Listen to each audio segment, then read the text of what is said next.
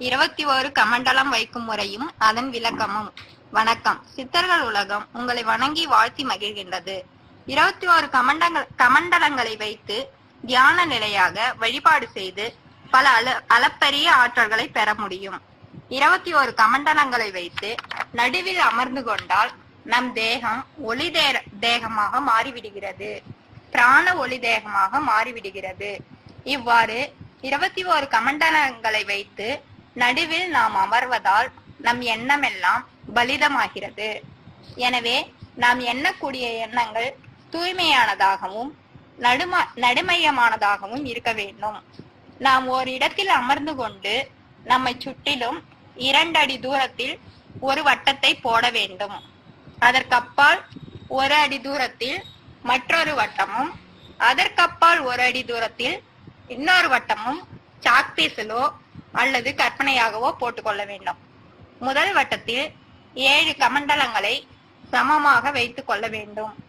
இரண்டாவது வட்டத்தில் 7 கமண்டலங்களை அதன் இடைவெளியில், அதாவது முதல் வட்ட கமண்டலங்களுக்கு இடைவெளியில் இரண்டாவது வட்டத்தில் வைத்துக் கொள்ள வேண்டும். அப்படி வைக்கும் போது ஒரு முக்கோண அமைப்பு உருவாகும். மூன்றாவது வட்டத்தில் 7 கமண்டலங்களை அதற்கு முன் வரிசையில் உள்ள கமண்டலங்களின் இடையில் வைத்துக் கொள்ள வேண்டும். கமண்டலத்தின் மூக்குத்துவாரத்தின் வழியாக வருகின்ற காற்று நம் உயிர் சக்தியுடன் கலந்து விடுகிறது. ஆத்மா என்பது அதிலே வெளிப்படும். இதைத்தான் சித்தர்கள் பயன்படுத்தி இருக்கிறார்கள். அவர்கள் கையிலே கமண்டலத்தை வைத்திருப்பார்கள். அதன் துவாரத்தை கை பெருவிரலிலே அரைவட்டமாக சுழற்றுவார்கள். அவ்வாறு சுழற்றும் போது பூமியில் உள்ள நீர் சக்தியுடன் தொடர்பு கொள்வார்கள். வான்மேகத்தில் உள்ள நீர் சக்தியுடனும் தொடர்பு கொள்வார்கள். எதிரில் வரும் மிருகங்களுடைய இரத்தத்தில் உள்ள நீர் சக்தியோடும் தொடர்பு கொண்டு அதனை மயக்கி விடுவார்கள். கமண்டலத்தின் மூக்குத்துவாரத்தின் வழியாக வரும் காற்று மிருகங்களோடு தொடர்பு கொள்வதால் அது குறைந்தது 10 நாட்களுக்கு ஈர்ப்பு தன்மை ஏற்பட்டு அதற்குள் இறக்கும் தன்மையாக மாறிவிடும்.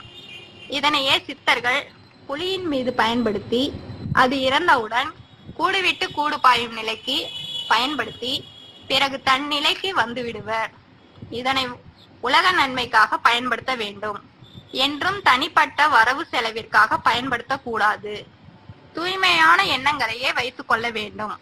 நமது உடலை பிராண தேகமாக மாற்றிக்கொள்வதால் நாம் மட்டும் நன்மை பெறாமல் நம்மை சுற்றி இருப்பவர்களும் நன்மை பெறுவார்கள். நம் ஊரில் மழை பொழியும், நல்ல வளமுடன் நம் ஊர் இருக்கும். இதனை சித்தர்கள் உலக நன்மைக்காக பயன்படுத்தினர். சித்தர்கள் என்பவர் தன்னை நறுமணமாக்கி தங்களுடைய மலக்கழிவுகள் சிறுநீரை நறுமணமாக்கி கொள்பவர்கள், நவதுவாரங்களையும் நறுமணமாக்கி கொள்பவர்கள். எவ்வாறு ஓர் ஆலயம் அதன் புனித தன்மையை மறைத்து 3வது கண் திறக்கும் முறையை மறந்து விட்டோமோ அதனை சித்தர்கள் உலகம் நாம் வருங்காலத்தில் இழந்துவிடக் கூடாது என்பதற்காக பதிவு செய்து கொடுக்கிறது. அந்த சித்தர்களின் நிலையை நீங்கள் அடைய வேண்டும் என வணங்கி வாழ்த்தி மகிழ்கின்றோம். நன்றி, வணக்கம். வாழ்க வளமுடன். வாழ்க